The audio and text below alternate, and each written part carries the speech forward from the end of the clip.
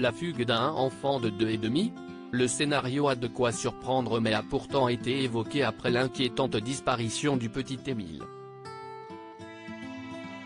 Un voisin révèle les raisons qui l'ont poussé à y penser, lui aussi. Le samedi 8 juillet, un drame s'est produit du côté village du Vernet, Alpes de Haute-Provence, où ce soir-là Émile, enfant de 2 ans et demi, a échappé un instant à la surveillance de ses grands-parents.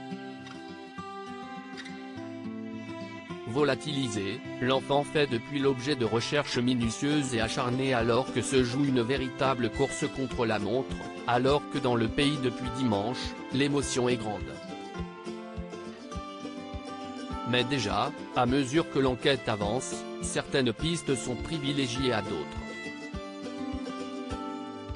Notamment une, celle de l'accident suivi de la dissimulation du corps du petit Émile.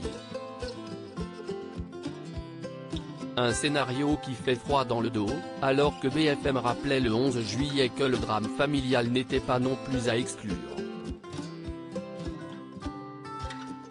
Mais alors que l'on venait d'apprendre cette terrible disparition, une fugue possible de l'enfant avait été évoquée.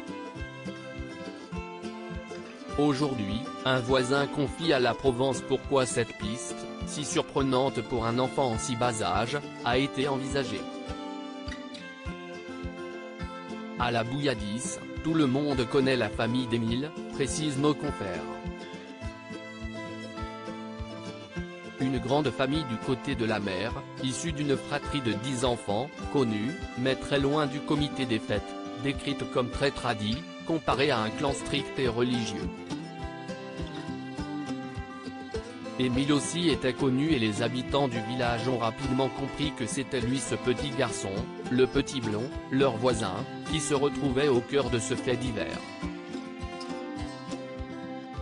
L'enfant a été décrit par ses parents qui ont tous les deux été entendus par les forces de l'ordre.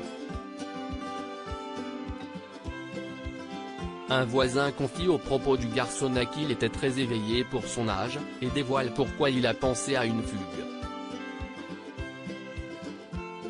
Il parlait bien et marchait bien, fait-il savoir. Je l'ai même vu plusieurs fois s'échapper, brièvement, par l'escalier.